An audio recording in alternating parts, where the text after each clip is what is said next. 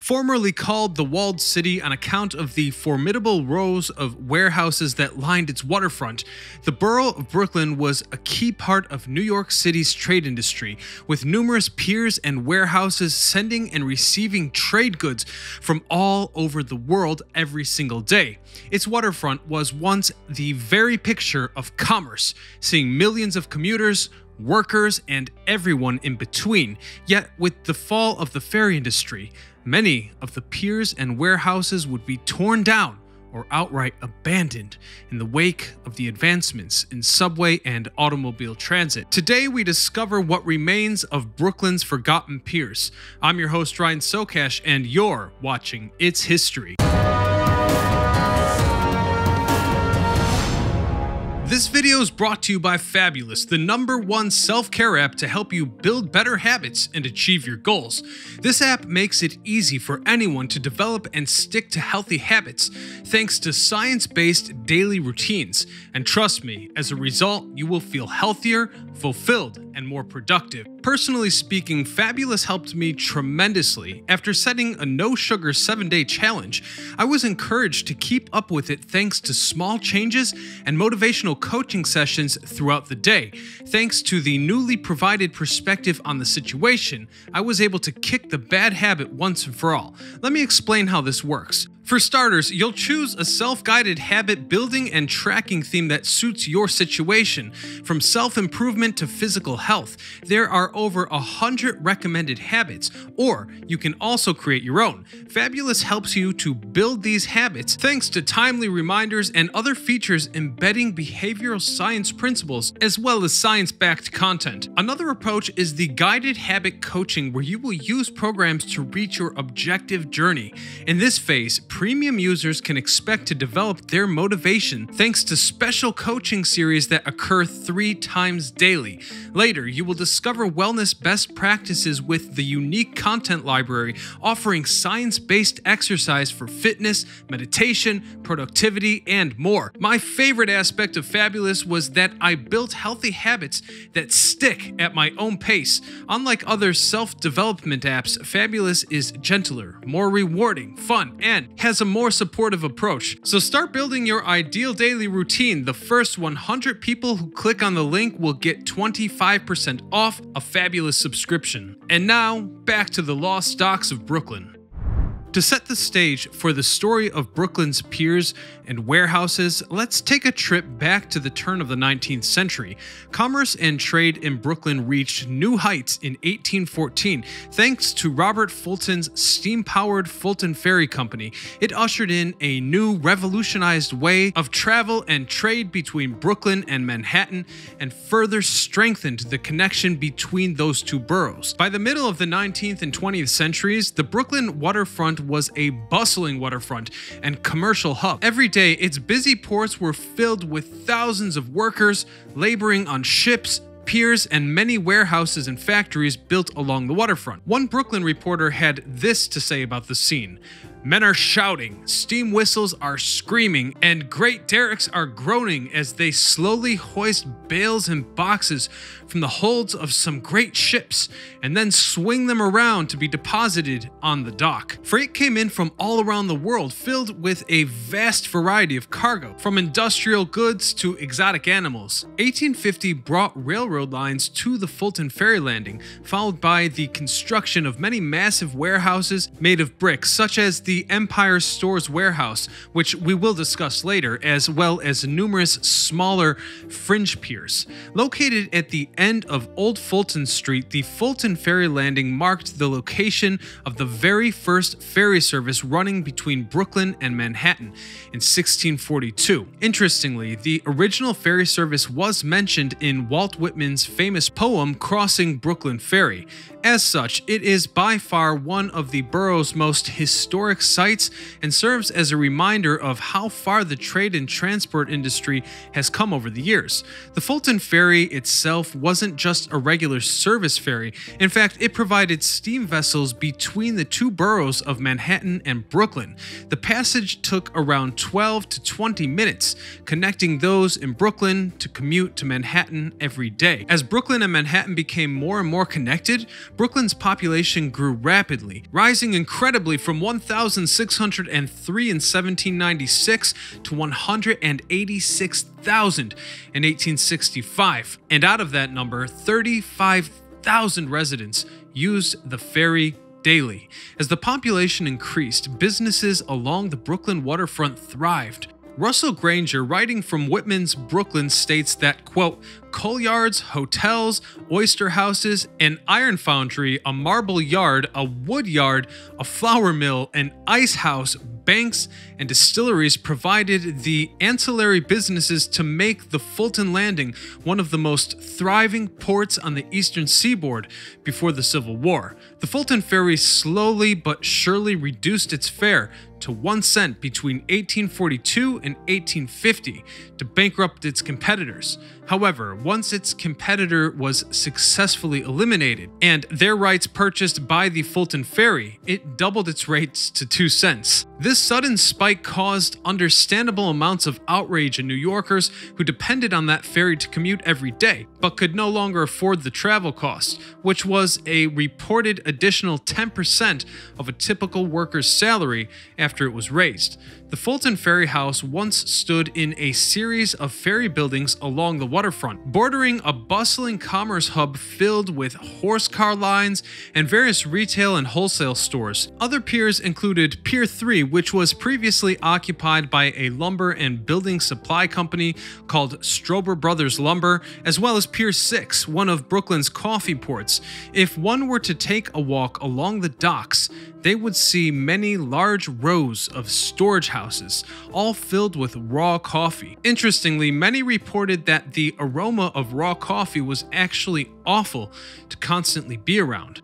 Empire Stores comprised a series of historic warehouses built along the waterfront in the late 1800s. They were an essential part of Brooklyn's extensive line of warehouses in the shoreline, receiving goods from all over the world. Then we have the 7 warehouses which were built between 1868 and 1885, sitting in the northern section of Brooklyn Bridge Park. They were made up of thick red brick walls on the outside and schist walls on the inside to keep it cool and dark for storing perishables. These warehouses housed a wide variety of goods ranging from sugar to molasses, animal hides, rubber, and wool, though they were mostly known for their coffee, as after all, Brooklyn was known as America's coffee capital. This title came from the fact that in the 19th and 20th centuries, most of the coffee shipped to America arrived through New York's harbor. The Arbuckle brothers were 2 significant pioneers of the coffee industry, initially operating a complex of coffee production facilities in the same area and eventually acquiring the Empire Stores. So in a nutshell, during the early years, the rich variety of goods was a testament to the melting pot of trade that New York City had grown into over the years. However, the success of Brooklyn's waterfront would not last forever. 3 pinnacle moments most certainly marked the beginning of the end of this great waterfront. First was the opening of the Brooklyn Bridge in 1883, then the Williamsburg Bridge in 1903, and finally the Manhattan Bridge in 1909. These bridges all struck decisive blows against the ferry industry. They allowed continuous transport of both people and goods. And while this newfound efficiency was good news for busy commuters, it marked the beginning of the end for the age of ferries. Further improvements in transit also came about with the BMT and IRT subway tunnels that cross under the river in 1908, bypassing the needs for ferries altogether. But again, I need to stress this was a good thing because those ferries were incredibly busy to the point that they were fast approaching their limits. From then on, ferries gradually began to go out of business. Along with them, much of the Brooklyn waterfront fell into the early stages of neglect. In the 1950s, many of the narrow finger piers along the waterfront were replaced with larger, wider piers that could accommodate much larger ships and cargo. cargo. While this gave the area more traffic and staved off the inevitable for a time, trade and transportation technology continued to evolve, eventually reaching a point where the Brooklyn waterfront couldn't keep up. At this time, many piers began to fall into outright disrepair, some entirely abandoned to time's ravage in the coming years. Then by the 1970s, this area, the Brooklyn waterfront, was referred to by most as a, quote, barren wasteland along New York City's waterfront. In 1984, Port Authority officials ceased cargo shipping operations, instead deciding to sell the piers for commercial development.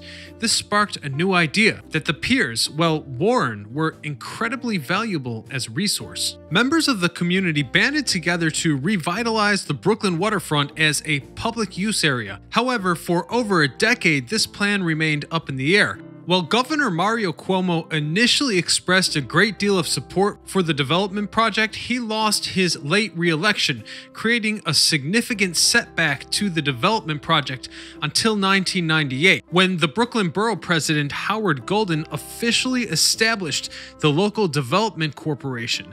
It consisted of 15 community members who later elected President Joanne Witte. The LDC then oversaw a planning process for the vacant piers that took roughly a year. Even the development planning faced an incredible challenge for those on the committee and its supporters. However, these efforts were fruitful in the end. Today, many of the original piers and parts of the 85-acre-long sustainable park have been redeveloped and are simply beautiful. But the story of Brooklyn's piers is far from over. Some remnants remain as they were so many years ago, while others have been given new life and revitalized in the modern age thanks to renewed interest in the waterfront and a vibrant history.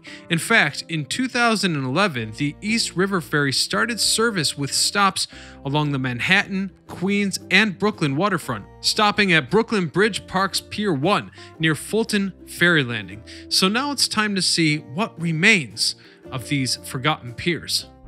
After the Brooklyn Bridge opened in 1883, the Fulton Ferry Landing's popularity was dealt a considerable blow, and after the ferry service was rendered all but obsolete in the coming years, the ferry ceased operation in 1929. Its terminal remained until it was severely damaged the following year in a massive fire on October the 8th, 1925. But in a sense, it's still with us. You see, in 1997, the terminal was refurbished and reopened to visitors, and it remains incredibly popular with tourists and locals alike. Its railings were custom designed with marine themes, and Walt Whitman's famous Crossing Brooklyn Ferry poem is also ever present. The pier deck is embedded with bronze reliefs that depict various local historical scenes, and ferry service returned to Manhattan in 2006.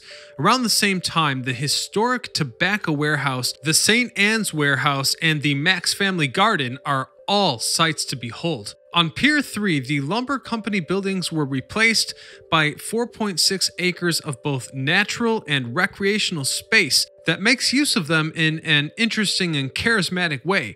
For example, its promenade was created from the steel frame of one of the pier's former warehouses, and its original concrete deck was left exposed. During construction, the pier's original wooden piles were reinforced with rebar and concrete pumped into fiberglass forms installed in the surrounding areas. Its existing seawalls were removed and replaced on the adjacent shoreline, while the deck connecting the pier to the greenway was cut out and replaced with 2 concrete bridges instead to build the base. It even has an interactive labyrinth garden, movable furniture, and a walk-in kaleidoscope. And on Pier 6, the huts used for coffee storage have been replaced with attractions such as the Water Lab, Sandbox Village, and Slide Mountain. Many other warehouses were torn down to make space for the Brooklyn-Queens Expressway and the Brooklyn Heights Promenade. But what about those famous Empire stores? Well, they were far from exempt from decay. Abandoned in the 1960s, they remained closed for decades until being redeveloped and reopened in 2016 after multiple failed development attempts. Today, it remains one of the last relics of the Brooklyn waterfront's history as a shipping hub. Granted, it has taken on something of a new form, now filled with office and retail space, as well as various public amenities such as restaurants. Last but not least is one of the lesser-known remains, the old Pier Number 1, part of the first section of the park to open to the public in 2010. It remains the way it has been, frozen in time ever since its decline at the turn of the century. As the docks and warehouses all around it began to close, the surface of the pier was eventually pulled up, leaving behind hundreds of short stumps that stand out by a few feet ominously over the waters of the East River as remnants of a time that once was. In total, the piers of the Brooklyn Bridge Park attract over 5 million visitors every single year, speaking to the fact that even after the waterfront's time as a bustling commerce port hub has long since passed, its story is far from over. So if you'd like for me to cover more stories from Brooklyn, hit that subscribe button, check out our New York History playlist, and don't forget to support our sponsor by clicking the link in the description below. This is Ryan Socash signing off.